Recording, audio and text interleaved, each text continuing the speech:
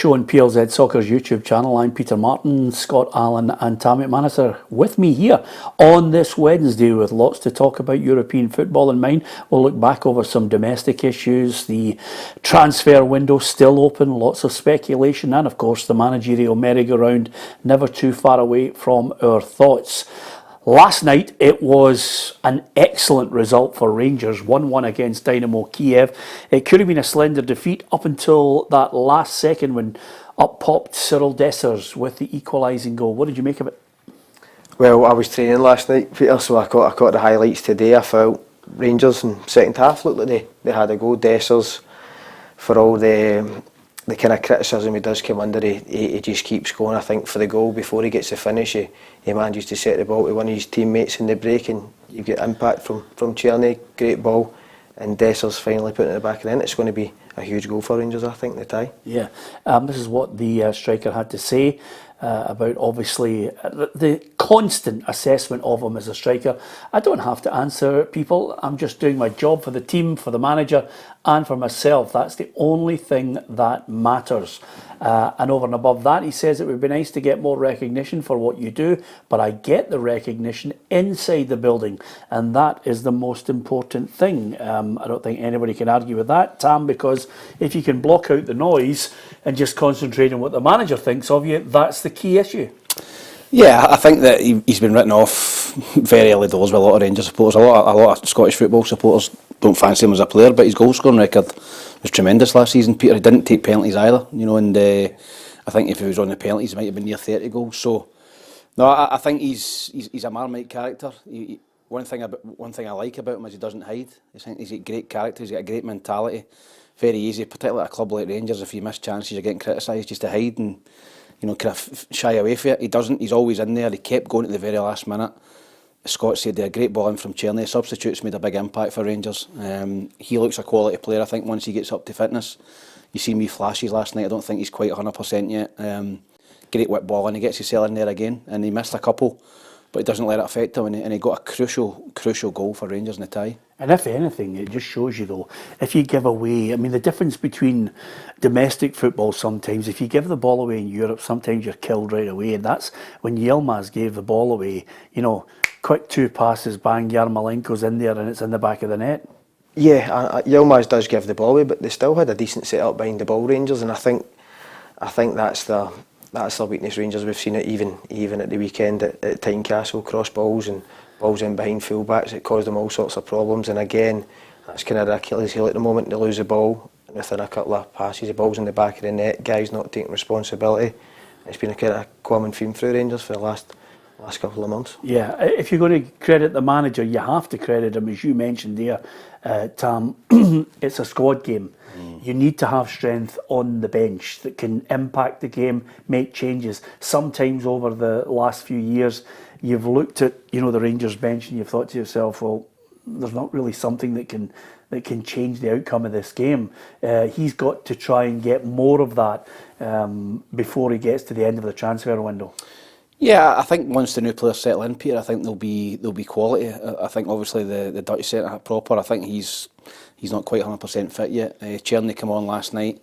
As I said, I thought he looked good. Sterling came on. Sterling when he's fit is probably one of Rangers' best players. In the middle of the park, I thought he was excellent in there. Got Rangers a real foothold in the game towards the end of the game, and the substitutions changed the game. Scott Wright, he hooked him at half time. I was surprised that he started, but he didn't wait about at 65, 70. He changed it straight away at half time. They were 1-0 down. Second half, I thought Rangers thoroughly deserved it. I was disappointed with Dynamo Kyiv. I thought, from a team that's beat a decent Serbian team 9-2 in aggregate, I was expecting a bit more from them, but I don't want to take anything away from Rangers. They played well, and they're now favourites to go through in the tie. Yeah, the only unknown in this, Scott, is they've put themselves in such a good position, but suddenly you're saying to yourself, well, wait a minute, I didn't think there were any great shakes, Dynamo Kyiv, but that's more down to the fact that Rangers played really well, pressed when they needed to, but suddenly you've got that Hampden equation. Yeah, but listen, Rangers have got experience of playing there. I think Rangers in Europe, when they kind of play counter-attacking football, they do look a much more organised and better side. I think domestically, when they're asked to go on the front foot, they have struggled in terms of on the transition against other teams, and that's how you would play against them, looking to catch them out, down the sides when the full-backs are going high. But listen, I think Rangers are really looking forward to it. It'll be interesting to see what Hampden is like, backed by a full Rangers support. And listen, it's a Champions League qualifier, so and there's a lot to play for Rangers financially in terms of for the club as a whole and in terms of their players. Yeah, financially, I think it could transform. You know, when you're listening to John Bennett talking about that kind of a short-termism has to be a more long-term view. They have to change the mindset of everyone in the club and with the fans as well. If you've suddenly got access to 40 to 60 million pounds, it's going to make it a lot easier. It might even release something for the manager a little bit more before you get to a transfer window closing. Yeah, and obviously they're guaranteed Europa League group stages, and that's still a decent amount of money. But the Champions League's, you know, astronomical in terms of the finances. You know, you see the money that Celtic are going to make in the group stages. So I think that Rangers would definitely spend it as well. I think if Rangers had it, they would spend it. I don't think they would be maybe quite as pragmatic as Celtic in terms of transfers. But listen, they've got a long way to go. They're still to win the home tie, and then, you know, Salzburg are 20 away in the next round, which will be tough as well. But no, I think a lot of Rangers fans looking at that team last night would have feared the worst. You know, you'd have thought. He's still trying to find his strongest team. He doesn't know what his strongest team is yet. Yeah. And if they get through the Kyiv tie and progress a bit better in terms of domestically and maybe put some wins together, it kind of leaves them in a good position going into the next qualifier if they do get past Kyiv. Yeah, I think they deserve the credit for. I thought they played some nice football in patches, you know, where they could get the ball on the deck, nice interplay. The goal was all about that. It was all about quick one little touch, getting the ball forward quickly. I just wonder, Tam, we're always talking about teams and how they will be looking to bring players in. I'm curious to see how he might engineer one or two out the door. Yeah, I think the big one's Tavernier. I think he's been heavy teams in Turkey, teams in Saudi. Obviously, you've got Cantwell there, he doesn't want. I think there'll be actively agents will be working in the background to try and get him out. Kieran Dowell came on last night, but I don't think he's been made a major impact either. So I think there will be players try to get out the door, Peter, to try and free some more money out. But can you see them? I'm just throwing this at you, just as out of left field, the two of you. Could you see them maybe looking and saying if somebody started to bite with Butland?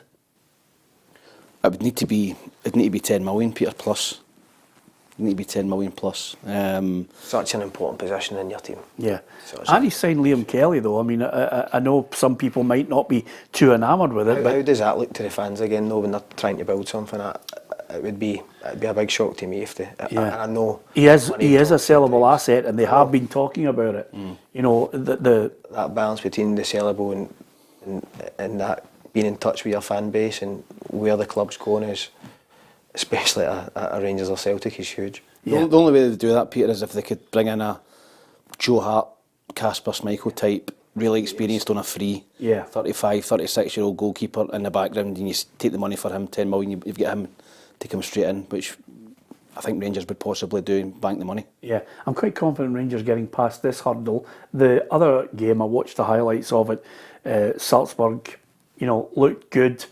2-0, they'd have been mega confident. They gave away a cheap free kick at the end of the game, right in the 91st minute. And if you see the free kick and how he dispatched it into the corner of the net, it's a lifeline for 20, but I still fancy Salzburg to go through. Yeah, Salzburg, I've seen some of the stats. He dominated the game, Peter. I think they were by far the better team. I think obviously a wee lifeline for 20, but I think Salzburg would still be favourites to go through. But I don't know if Dynamo Kyiv had an off night last night, or it was, you know, Rangers playing well. But if that's Dynamo Kyiv at their best, then I think Rangers will definitely beat them at Hampden. Yeah, absolutely.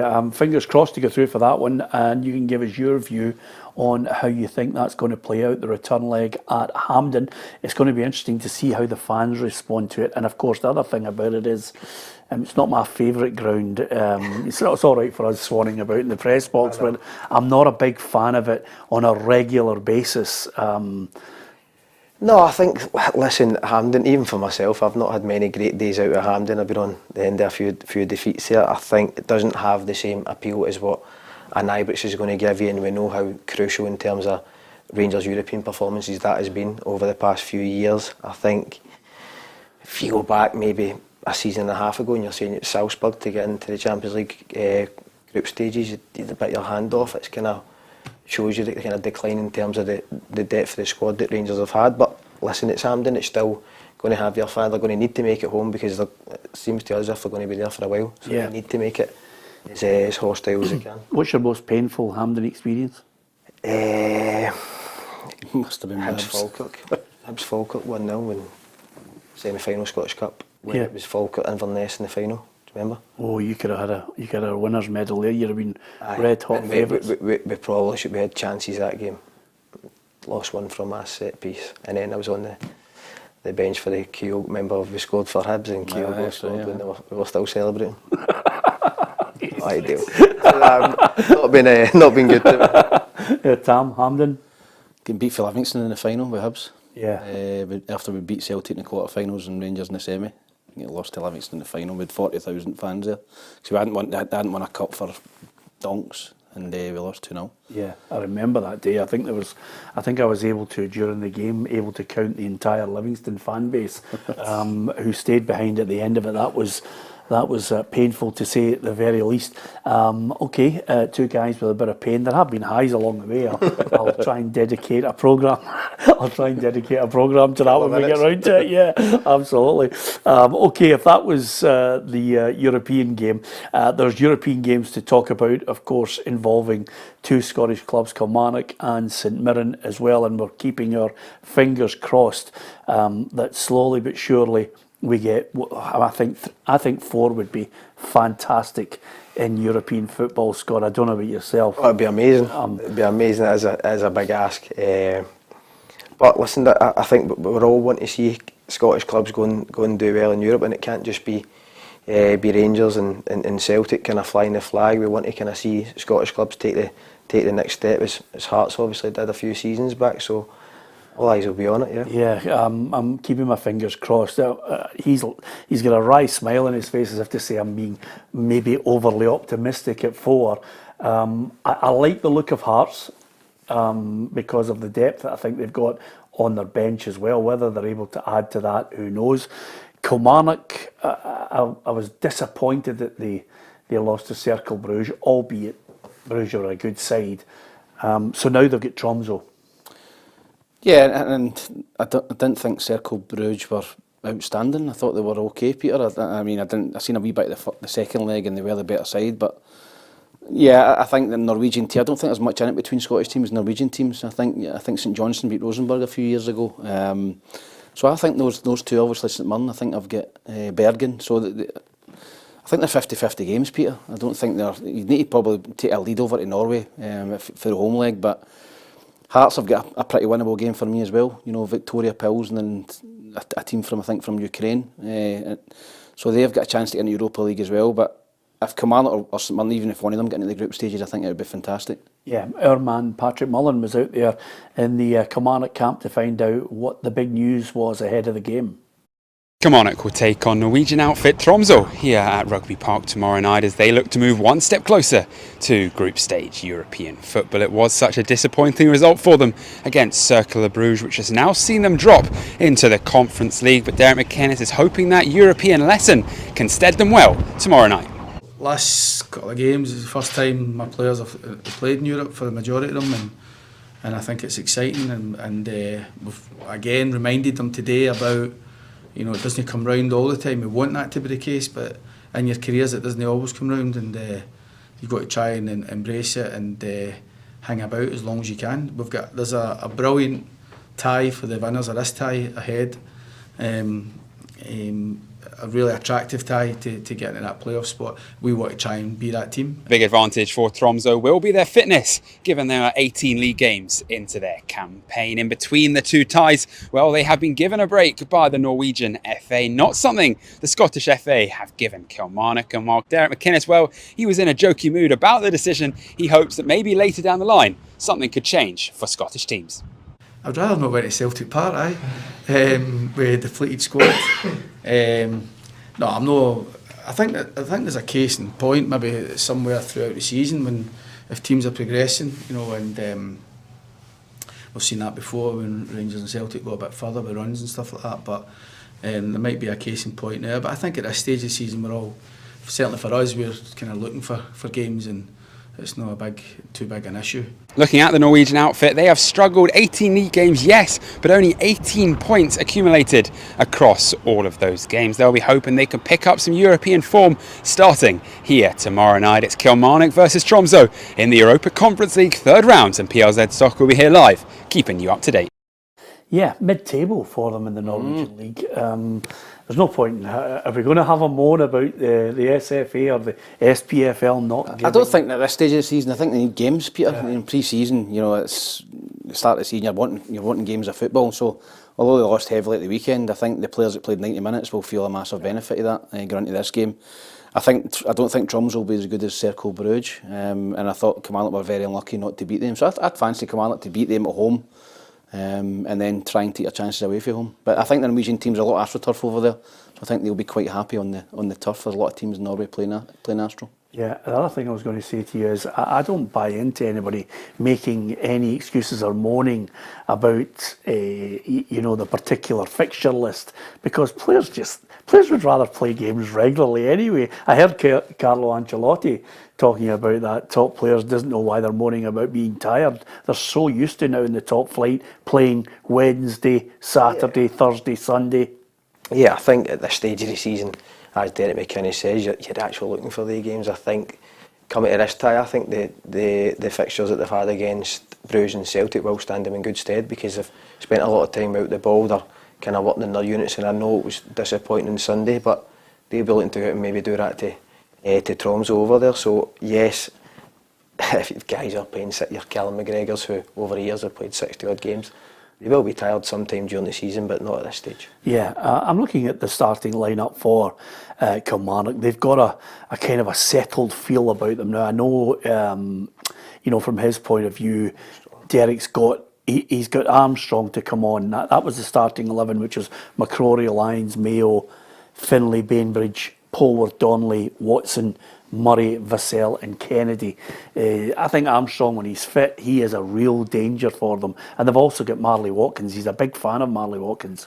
Yeah, I think Armstrong kind of been a standout for me in terms of the numbers that he's produced over the last few seasons for Kilmarnock. I'm quite surprised he's maybe still there at this point. I thought a lot of teams would have been looking at him here and maybe down south. So he is, for me, their main man. He delivers balls into the box. Tam will tell you, looks to cross early, not always chopping back. It's in early, and he's had relationships with Vassell, and we know what Watkins can do as well. He's obviously been a player that's been prolific throughout his career in terms of up here. So I think Armstrong, for me, the main man, and if they can get him firing, fingers crossed, we'll have another team through. Yeah, okay. Paul Baird, not really confident in our feed about Killy's chances. He says Killy will be out of Europe soon. Early days, but already our fan base is getting a little bit negative about Scottish football. I want them in there, and the reason I want them in there, Tam, more than anything, for all the clubs, is just to open up the financial aspects of it. For some clubs, I mean, I mentioned to you last season about Hearts. Had they beaten Zurich, it was £7 to £9 million would have been in the kitty. It's huge, Europa League, and then you drop down into Conference League. Even £3 million is a game changer for clubs nowadays. Oh, it's for Kilmarnock St Mirren, Peter. I think even for the Hearts, it's big money. It's difficult to get there. You've got to get through 2 or 3 rounds, which is the hard part. Obviously, Hearts finished third, which is great. Their coefficient is so high that they're guaranteed group stage football. You see me Aberdeen a couple of seasons ago as well, and Hearts. So, listen, it's going to be difficult to get through 2 or 3 ties in Europe. But if you're lucky with the draw, then you can maybe get there. I've seen a few Irish teams in there over the years, and they've got a wee bit lucky with the draw. It's just, honestly, you need to try and keep away from the bigger clubs and try and get winnable games. Yeah, okay. Winnable game then. Kilmarnock against Tromso. I'm going to go 2-0. Yeah, I think Kilmarnock win. I'll go for 2-0 as well, and I think they'll go through. Scott? I'll go for 3-0 then. Mr. Optimistic, eh? You weren't like that 2 minutes ago. But anyway, 3-0 is good. Listen, we'll take anything as long as you can keep a clean sheet. What do you think, Kelly? Paul Beard's not too confident about it, but certainly we'd like to see them get a positive result. Thanks to so many of you for joining us on the live feed as well. Monday, Wednesday and Friday, 4 o'clock, you'll get content live on the football show. You'll also have the women's football show, which is out now, I think, on our channel, and also the journos as well, where we look at things domestically and further afield. So if you want different types of chat and entertainment, then hit the subscribe button on PLZ Soccer's YouTube channel. If you want to know about what happens when a manager comes in, transforms a club, brings in good players, gets results, gets them in the top 6, fills the community with excitement and knows what he's doing, then all you have to do is go down Paisley Way and look at the queues to get tickets for St Mirren games, because this one looks as if it's going to be a sellout. St Mirren against SK Brann. What an opportunity for the Saints to, I wouldn't say exceed expectations again, but they've just constantly, since Stephen Robinson arrived, gone up and up and up. Incredible job he's done. I think the only worry with that, I think Mark O'Hara might be a slight doubt. He's injured, so he's out for tomorrow. I think he is a big loss in terms of his energy, his drive, and he's a goal threat. He's come up with some big goals for St Mirren over the years, but in terms of what Stephen Robinson's done with St Mirren, it's been incredible to play Hibs at the weekend there. Clean sheet, 3 goals off the back of European tie, so the place is full of confidence. They'll be thinking they can go in and get through this tie. Yeah, 3 good goals too. Yeah, well, good goals, from a pass back was a bit. The pass back, but he still has to pick his player. Yeah, I just think the way St Mirren are playing at the minute, they're really confident, and they took advantage of the mistakes that the Hibs defenders gave them that day. Yeah, it was painful on Monday for Tam, obviously realising that his team had been spanked, but they're your team as well. Yeah, they are. And you've played for them in 2 stints. We've been talking about the need for boardroom. Any boardroom to show a bit of spine, a bit of backing, and boy does David Gray need it. He's brought in Nicky Cadden, he's the twin of Chris. He's got Junior Hoylett in there. I like that signing. I think he's real positive. He's a ball carrier. I think they definitely need him, because that onus is kind of on Martin Boy all the time in terms of taking him up the pitch. So I think that's a really good signing. In terms of as a whole, they've obviously tried to put a new defence together, and it didn't go to plan on Sunday. There's no denying that. So they'll be looking to kind of sort that out first and foremost, because that is your foundation for how you want to play the rest of the season. So it might just be one of the off days, but they'll need to strengthen at the back again. Yeah, funnily enough, when you're looking at that game in years gone by, you'd say St Mirren against Hibs, close call. Hibs might be looked as the bigger team, stronger favourites in these games. But it's a mark of where St Mirren have travelled over the last few years. I looked at that game and I thought that's a home win. I think you did as well. Yeah, I mean, I quite quietly fancied St Mirren as well. I think, as Scott said, they're playing with confidence. They're getting the wee things that are going for them as well in games. I thought Dylan Venti should have scored in the first half. I think Hibs were the better team first half, and if you don't take your chances, then you always risk it up the park, and the lad for St Mirren cut inside and hit a wonder goal, and then that changes the whole complexity of the game, Peter. So yeah, I think Hibs will be okay. I'm impressed with the players that they're bringing in, but David needs a wee bit of time, and they've got Celtic back to back. I'm not expecting much, to be honest. I think Celtic look really strong at the minute, but after that, then they can maybe go and try and win some games. But there's no pressure, I suppose, on Hibs in the next couple of games. But I just hope it's not too kind of heavy defeats, or else there will be some questions already getting asked. Yeah, calm down. You know what you were like last season. Sack him, back him, sack him, back him.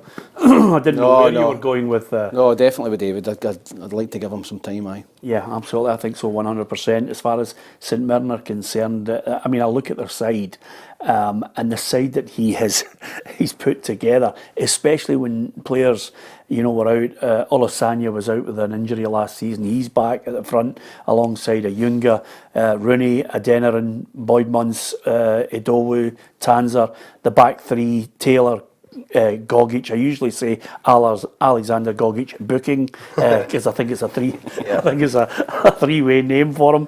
Marcus Fraser, and then Balcom in goal. it's a good solid side and they all know their jobs. Yeah, they do, and that's what Stephen Robinson implements the team. We've seen that with his previous Motherwell side that he'd put together. I think with that there's a lot of pace and power. Know a few of the players obviously Gogic I played with. Very underrated. Very underrated. I like him. Gives it everything. Yes. When I used to play against him in training, he's grabbing onto you the whole time, you know. Toys Alessandria came to Arbroath, didn't quite do well there in terms of, we played 4-4-2 at times, it just didn't click for him, but I definitely seen something there in training, and he's went back and Stephen Robinson's gave him the time he's repaid him, he's been excellent. But when you've got pace and power and guys who can hurt you, you always look a threat, and they do always look a threat with the players they've got. Yeah, with a sellout crowd here, I'm confident without being overconfident that St Mirren can come away with a result. The only reason there's a note of caution, Tam, is, Brann are second to Bodo Glimt in their league, and they will be a useful outfit. Yeah, I think they'll be a lot stronger than Tromso. I think the league table tells you that anyway. Bergen, traditionally one of the bigger clubs in Norway as well, and I think they beat Go Ahead Eagles, a decent Dutch team, in the last round. So I think they'll definitely be a tougher nut to crack than Tromso. But St Mirren at home with that stadium full behind them, I think they're capable of going. I think they'll have to win the game. I think going away from home over to Norway against a team that's near the top of the league will be tough. But I think St Mirren can get a narrow win in this. You going for a narrow win? I'll go for 2-1 to St Mirren. Well, this is what Stephen Robinson thinks ahead of the game. Yeah, if you look at his performance in that game against Valur, he was excellent. So you can see he's back to his best. I believe the system we're playing suits him better than the system we played last year. It allows him to get forward, it allows him to score goals, and it was a real captain's performance. So it's when your captain's out of the team, and when a squad as small as ours in numbers, then you miss everybody when they're injured. So Mark's no different than anybody else. When you lose a top quality player, then it's difficult on the squad. But we've got other players to come in now. Maybe last season it would have been a huge act to follow, but we've got 5 and 6 midfielders in the building that there's a real scramble for places. So I'm confident the people that we'll put in will be equally as good. Yeah, interesting. He's talking about obviously the fact that they've lost Mark Kahara. Does it change your mindset? I'm just looking at their bench, and this is the difference when you've got people. Jakoviti, we all know his strengths and weaknesses, and he'll be looking to Oisin Smith as well. Mandron can come in. Yeah, I think, listen, it's a tough ask to replace your captain in terms of his endeavour and he's a goal threat. I played with Mark at Dundee. I feel I've played with everybody. Yeah, I was just about to say, is there anybody you haven't played with? He is the ultimate professional, and he does exactly what he says in the tin, and that's 100%. But he's got the quality as well, so he's going to be someone who's going to be very hard to replace. But it's an opportunity for one of these other players who have been waiting in the wings. Yeah, thanks to so many of you for sending us messages. Some people are obviously concerned when they're watching it. We do have people listening to it on the podcast.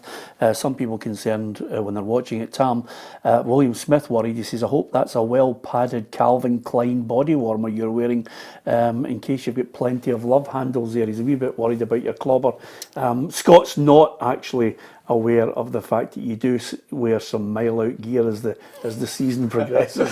No, I was golfing today and it certainly wasn't the warmest, so there is a bit of padding on it, but there is also a bit of padding underneath it. Yeah, absolutely. It just makes me feel at home. And don't forget, every Wednesday we've got super padded man Tam McManus and ultra thin Scott Allan, although eventually when he hangs up his boots, Tam, and he just sits in front of the fire and orders a Domino's, it will. The 32 waist will soon disappear, I'm sure. It's an absolute stonewall certainty. Okay, St Mirren to win. I'm going to go 2-1. 1-0.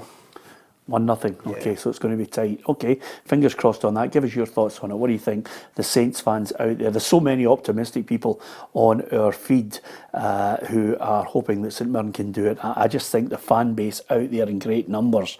I'm trying to think of how positive feel-good factor. You can go back to various teams. Danny Lennon's team that reached the cup final and won the cup with I think Jim Goodwin was the captain at that time.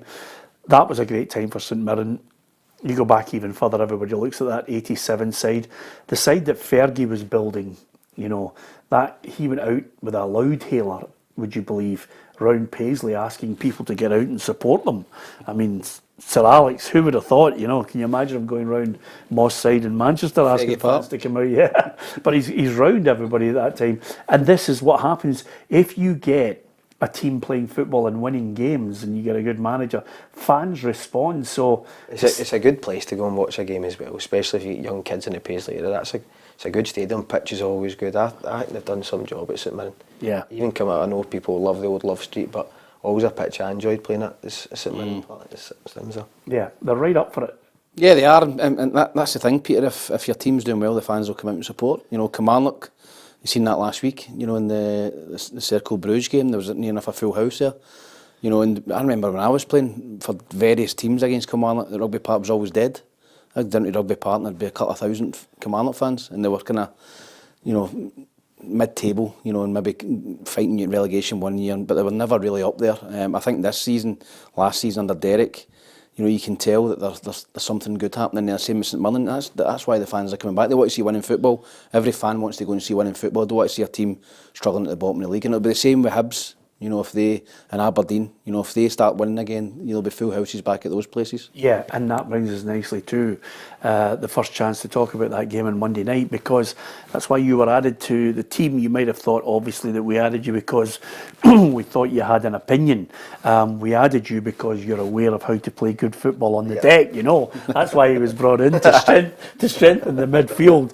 And I want to see better football this season, Scott, because last season I thought was mega poor. I thought some of the standard of football we watched was poor. But if you're getting a slight hint and taste of what Aberdeen are like under Jimmy Talleen, phase one game against St Johnstone, certainly. Excellent, lot of chances created. McGrath's goal was a great goal. The up, the setback, the through ball, the finish, everything. I touch on Sunday as well. We really enjoyed the Dundee derby. So in the first week, I think the first two games not so great, but the Sunday, Monday, some really good positive stuff to look at. Yeah, their second goal was a thing of beauty. Aye, but I think Aberdeen, it's been so similar to Hibs. I think we're now at the stage where there is good players there. We knew there was good players there last year. We've got Miovski, who we don't know what's going to happen, but he looked like he still looked hungry to me. I thought he was excellent in the game. Jamie McGrath, one I've always been a fan of, real quality in the ball and a great goal. Yeah, you talked about Miovski. I think Jimmy Talleen is well aware of all the speculation, but thankfully for him, he's got a player that doesn't seem to be affected by all the chat.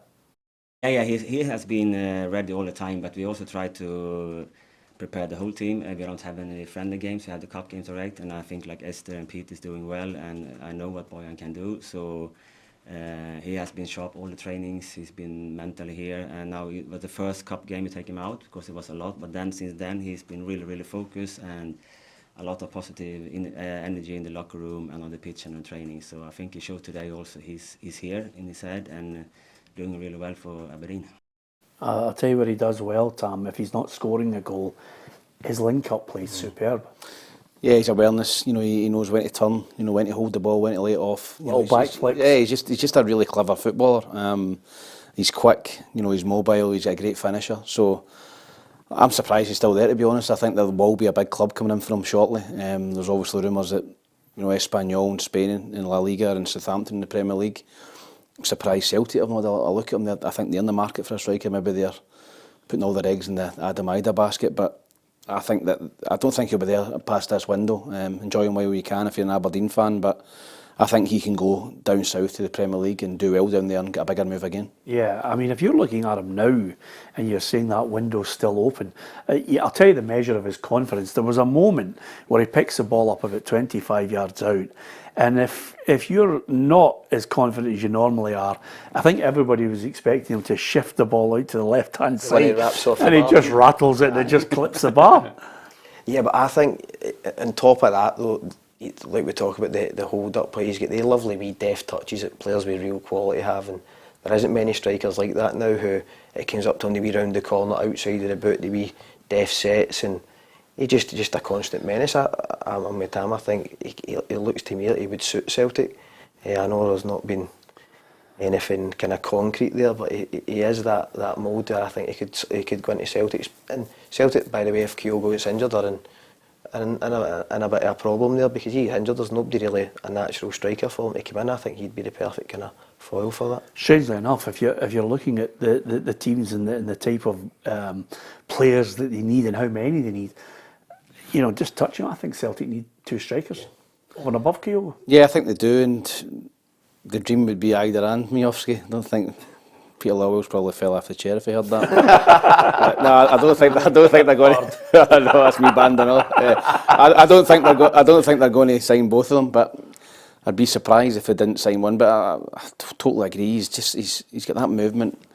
I think he'd be perfect for Celtic. But I'm not trying to sell him to Celtic. I think he'll go down south. I think one of the teams that've maybe just come up might try and sign him. Yeah, the more good players we can have in this division, the better, wherever they go.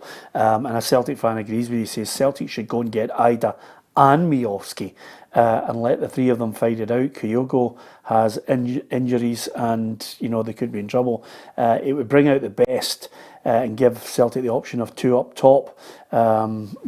It's a strange thing actually. You very rarely see 2 up top, by the way. But don't be surprised at it, by the way, because Celtic don't play that way. No, but I heard everybody bumping their gums about nobody plays a 4-4-2. That's a lot of nonsense. I mean, they do. Their managers switch, and sometimes in games. Yeah, there are teams that still play 4-4-2. I mean, it's like we discuss ad nauseum about people talking about attacking fullbacks, the high press. Do you think teams in the 60s, 70s and 80s were not doing the high press? Of course they were. It's just a complete and utter nonsense to suggest that this is something new, as if Pep Guardiola was the only guy who invented, high press tiki-taka football. No, listen, there is obviously teams out there. I think now, though, I'd be very surprised if you've seen Celtic with 2 up front. I think when you go a goal down the game, the shouts you always hear, get another striker on. And by the way, see, most of the time, a lot of managers don't do it. Even when they go a goal down, they kind of work to the system they've been working on since pre-season. But in fairness, I've played in 3-5-2s. I did prefer the 2 up front in a 3-5-2, and I've played that at quite a few clubs in my career.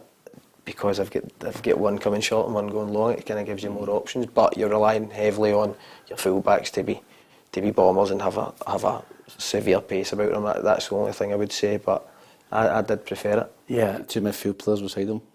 Aye. Yeah, runners, of course, absolutely. John McGinn must have been a dream to play with. I was just about to say, I was going to say to you, that's some work of 3 men. That's some water carrier you had, John McGinn. And just on that point, Tam, Scott will be well aware of the fact that, sometimes a player, if he's a really good player and he can hold the ball in, he can make the other striker look good. And Mixu Patalainen did that for you. He made you look as if you were a half-decent striker. No, the 2 best spells I had were with Mixu Patalainen and Craig Brewster, and both of them were hold-up players, and I could run in behind. I didn't need to come and take part. My strength wasn't coming and getting the ball and linking the play. My strength was my pace in behind, and that worked well for me. And I think it's always good to have that balance of maybe a big target man, somebody that holds the ball in and somebody can win headers, and another guy that's quick and mobile. And it's worked throughout the years, Hateley, McCoy's, guys like that. So it's a hard profile of player to find these days. Yeah, holding the ball in. The big target man. But even guys going up and genuinely knocking headers down light passes, it's a skill in itself. Yeah, absolutely. If anything, you actually see probably more of them in the lower leagues of England. There's more of a target man, there's more of a playing a channel, and you see less of it, in the absolute top flight. Although when you get them, a classic is Giroud. Giroud is great at bringing people into it. Sutton and Larson at Celtic as well. Well, Sutton was just a master at it. I'll tell you another one, Mark Hateley. Hateley, McCoy's. Absolutely fantastic, because that's... Sandy Clark, John Robertson. The absolute top drawer, actually. I did actually spot Sandy Clark of one of my 3 out of the 4 last games that St Johnstone played last season, and I looked at Sandy and he was, he's coming towards me, and I went, quick, get your shirt on, you're on, because you'd be 10 times better than what I'm watching. And then I tried to... before my time. Honestly, I tried to reel myself back in because I realised his son was playing up front. But he was such a fabulous player, you know, and you know. Listen, you like 3-5-2. There are some people, and well done to Stuart, who says Wright and Coyne. You could think of some fantastic partnerships down through the years. And I think Paul says Celtic would still win the league playing a 3-5-2 formation. There's so many that you can think of down through the years that were absolutely sensational at it. So thank you to so many of you for your comments as ever. If you catch it live at 4 o'clock, great. If you don't worry about it, because the majority of people who watch our programme catch up with it, watch it on the YouTube, on their television. If you download the app, you can get it at your fingertips live on the phone as well. And if you hit the contact section of the main menu, you can also post messages, and we'll try and read as many of them as possible. Lots of people asking us about the predictor. We haven't got the predictor this year. We might still kick it in. I'm under a lot of pressure to get it, but it was good last year. You enjoyed it, didn't you? You need to get that up and running, Peter. I've only got about 400 other things to do. I had to obviously try and keep everybody happy for this new season. So we've got lots of programming coming your way, and hopefully you'll enjoy it. Just a footnote on St Johnstone Aberdeen. Anything that you witnessed in that St Johnstone side to suggest that they will not be battling to avoid relegation? I think it's they're going to need to make St Johnstone and McDermott Park a real fortress, and I just don't think they have the quality for the squad to do that, like previous St Johnstone teams who have done well in the league. So I think it's going to be a long season for St Johnstone. So do I, actually. And again, with that in mind, you know, as you mentioned, if you don't get off to a good start, if you suddenly 2 and 3 defeats can shift the momentum in a negative way. Yeah, it's a really important start to get off to a flying start in the season, particularly if you're a team that's tipped to get down there. I think that Dundee done it last season.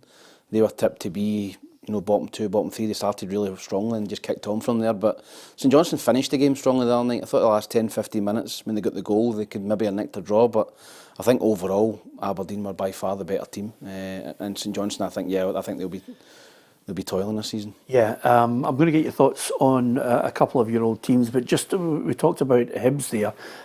They're still sniffing about in the gossip that's coming. They're sniffing about Luke McCowan, trying to get him from Dundee. That would be a really good addition. I think that's the Amazon man at the door there. No, I really like him. I think he's excellent. I think that's I would be surprised if Dundee let him go in terms of what type of fee do you think Hibs would? Yeah, I would think they'd be looking for 500 grand. I'm not, off the top of my head, I'm not sure his contract situation, but if he's got more than a year or 2 left, at least 500 grand. Yeah, I wouldn't be letting him go for any less than that, and I don't know if Hibs have got that. But I can imagine Dundee see themselves finishing above Hibs this season in terms of as a group they would think their squad is good to have another good season. Yeah, I think that's Celtic, Hibs, probably your best player is saying something. The emphasis though has to be on Hibs quickly backing the manager. They have to get players in for him. I mean, okay, they might be testing Dundee and then go back in with another bid and then see where they go with it, and then they might have to move on elsewhere. But wherever they move, they have to, in my mind, make Hibs difficult to score against. That's the first thing. It doesn't take a rocket scientist, and I hope David Gray realises Hibs first and foremost, get a strong defence, work it from there. Yeah, and he's obviously a defender himself, and I played with Dave. He's like, if you're not doing the work, he's not quick to shout at you to get back in as and defend as a team. So he would have seen the failings come Sunday. Like Tam said, first half, Venty's got to score. Boyley has a chance as well to get back in the game. They don't take them, and right along they've been punished. So they need to try and get some sort of run going, especially with all the pressures that we've heard, obviously from the Black Knights and all that stuff. That definitely doesn't help it. But I think the fans have got David Gray's back, and I think they'll give him time. Yeah, okay. I was at the Dundee Derby, your old club Dundee United from all those years ago. I'm not going to be two-faced with you, by the way, when you were playing at Dundee United in the early... I might as well be honest with you. Just go on. When you were playing at Dundee United and everybody was talking about you and thinking, oh, what a player he is, you know, and I think there was more than a few clubs in for you, wasn't there? Aye. And I remember thinking... what the hell is he joining West Brom for? I said that on the show. I said, what a rotten move for him. And I know you went down there for the 30 grand and the car and the house. Yeah. I've actually spoken about it. I actually didn't want to leave Dundee United. Yeah? I wanted to sign a new deal, but I don't know if Who was the manager, Peter Houston? I remember at the time they had come out and kind of said in the press that I wanted to be the highest paid and all that type of thing, and then I was frozen out, and when I was that age, I was just wanting to see my name in the back of a top and play in front of fans. Yeah. What age were you? 18. Within 6 games, I was getting booed off the home support because of what was said. You shouldn't have asked for the £6 a week. I think 4 would have been reasonable. Exactly. What age were you? I mean, you said you had 6 games there.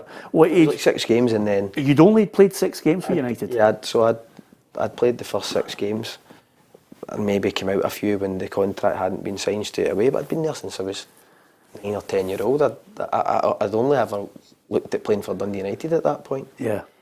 And then the thing obviously came out with Peter Houston in the press, and well, you obviously have agents at the time, and they're left in control of stuff at that moment, and it kind of put me in a position where I was genuinely playing for Dundee United and getting booed off my own fans when I was coming on. Yeah. Which was strange. But you're saying that a weird move. It was Dan Ashworth I went and met, and I'd met McCoy and spoke to Celtic at the time, but at that time I was looking to develop myself as a player. Knew that I wasn't going to be a first team player at either of the clubs, and I met Dan Ashworth, who's now at Manchester United, and showed me a video in terms of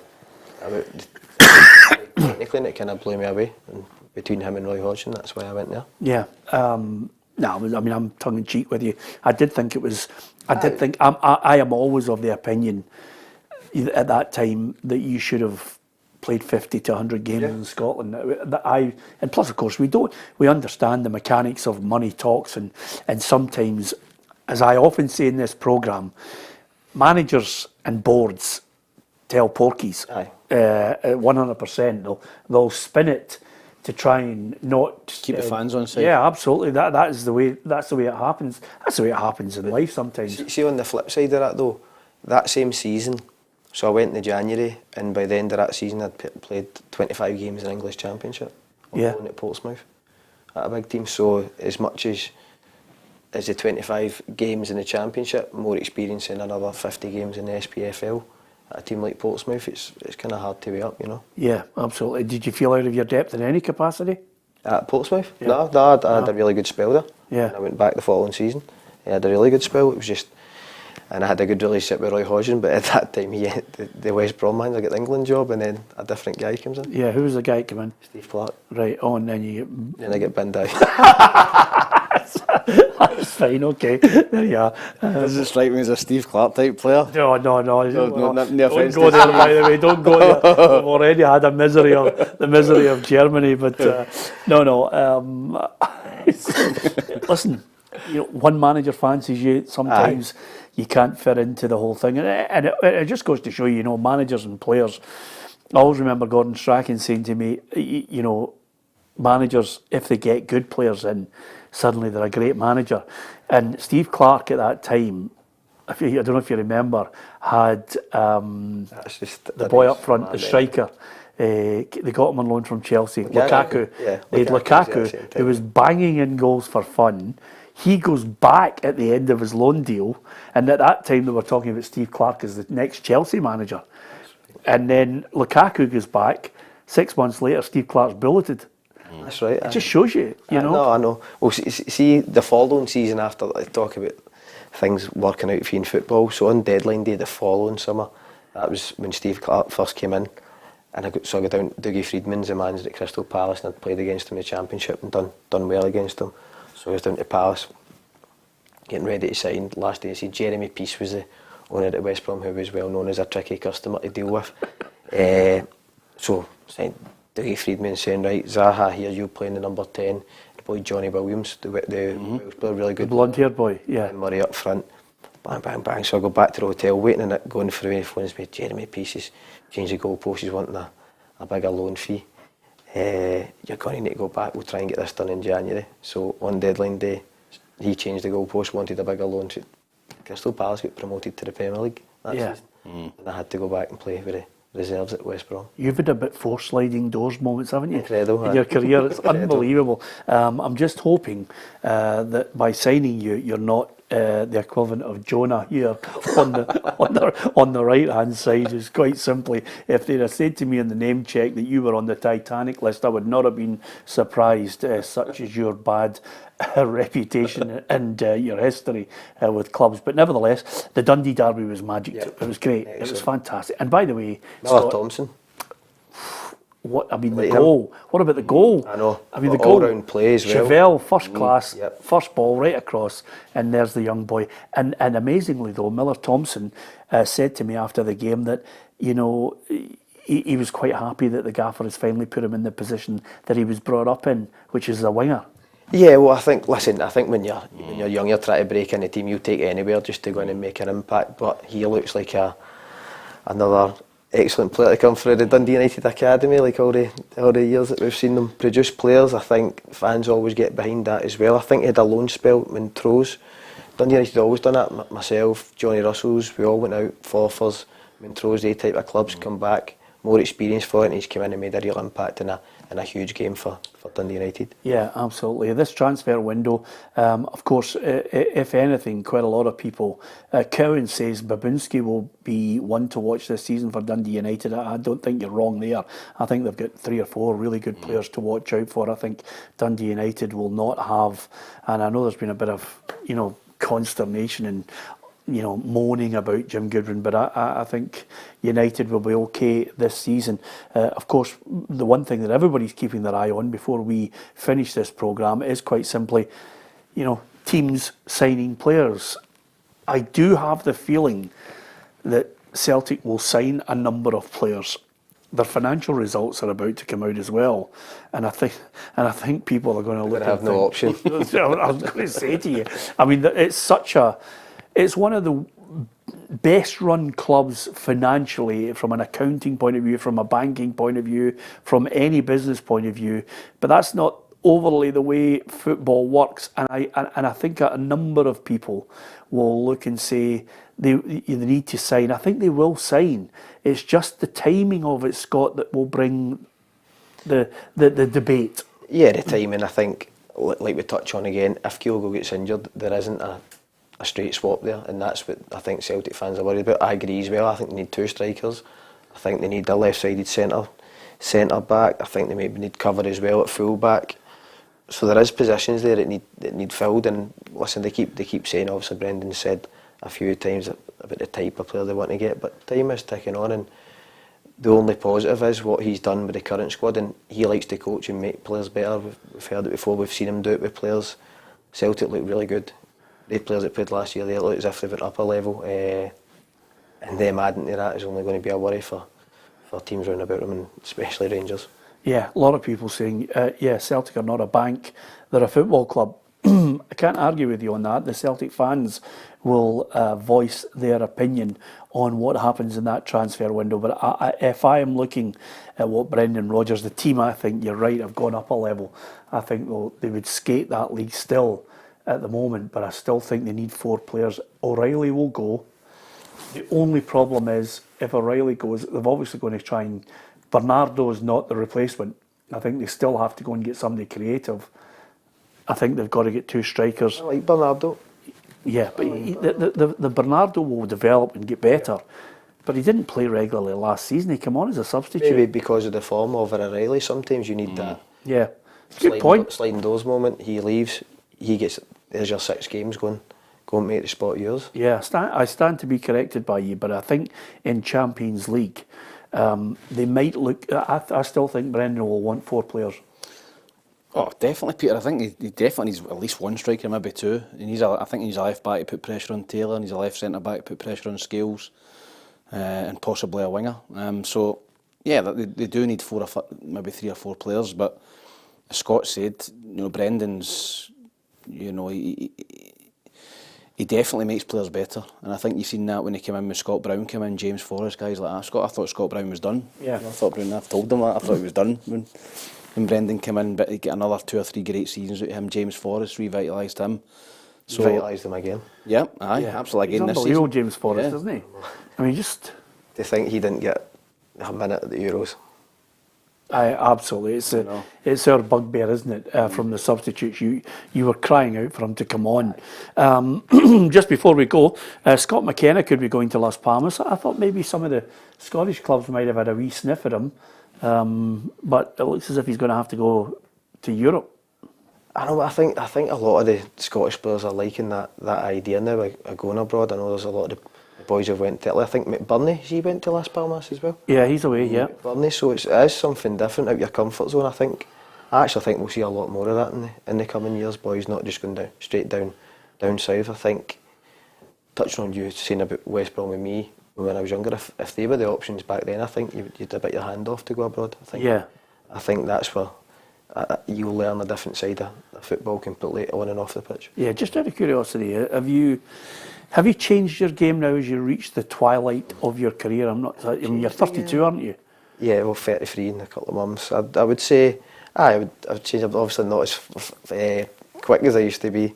Yeah. Not that I was rapid, but they couple of yards. I still obviously want to play the through balls and all that, but you need to play with a lot more discipline than you did before. Like I was saying, when you've got a John McGinn and a Dylan McGee who just sat there and fed you the ball, it allows you to go and express yourself. And players like that are hard to come by. I thought that was the best time of your career. That and probably my time at Portsmouth, but in terms of the football we played, we genuinely went out believing we could win every game, and that was against Rangers and Celtic. There was no inferiority complex. We genuinely believed we could beat both sides, and we did. Yeah, absolutely. Peter Leven being quoted now as one of the front runners for the Raith Rovers job. I imagine they'll be bombarded. I think we're averaging now 50 to 70 applications that come in for the job. Yeah, obviously Peter done really, really well at Aberdeen as a stand-in manager last season. I think he's obviously part of Jimmy Tellon's staff up there, whether he fancies being his own man again or whether he wants to stay at Aberdeen for a year and learn off the new manager. I don't know, it's up to him, but I would think with Raith Rovers making that decision that they would have somebody earmarked to come in. I don't think they would have done that without having someone, earmarked to maybe come in a week or two later. Yeah, so all staged. Yeah, and as I said, I heard Andrew Barrowman speaking the other night, and he seemed to indicate that Ian was maybe, putting his name in for other jobs as well. So I think there's a lot more to come from this Raith Rovers sacking. I think with Ian and the board, there's just something not right behind the scenes. Ian's pretty adamant that there was nothing going on, no fallout. But I think there must have been something went on, Peter. I still don't understand it. Yeah, absolutely. A bit of a surprise, isn't it, after one game? If anything, we've been highly critical of the fact that even if you were not too enamoured with the manager, don't give him the first game. If you're not happy with him from January onwards and you're looking at it. Yeah, and the League Cup group stage gives you a chance to see how your team's going to look. So it's so strange. I agree with Tam. They must have someone lined up, and I think there will be a lot more fallout from this. Yeah, absolutely. Okay, that's just about it from us here on the Football Show. I hope you enjoyed it. Thank you to so many people who link in and post messages to us. We are absolutely delighted of your support this season. We've got lots of things coming I think are going to excite you. Lots of chances to win prizes as well coming up on the show. And of course, we might even surely we can snaffle a Celtic Hearts top off him to get it signed and things like that, eh? Oh, it's Mirren and it's got hearts in it, so you can sign it. Thanks for that, Tom. Anyway, apart from that, don't forget to hit the subscribe button on our YouTube channel. Download the app and you'll get it all at your fingertips. And thank you so much to people who listen to us on our podcast and download in the podcast section as well. We're absolutely delighted of your support. It's been massive right across our platform and we're delighted with that. And our journalists are out there covering the games and giving you all the feedback that you need on social media, managers, players reacting, and we talk to people past and present as well. So thanks to every one of you for supporting us, and long may it continue. From Scott, from Tam, from myself, Peter Martin, thank you for listening and watching.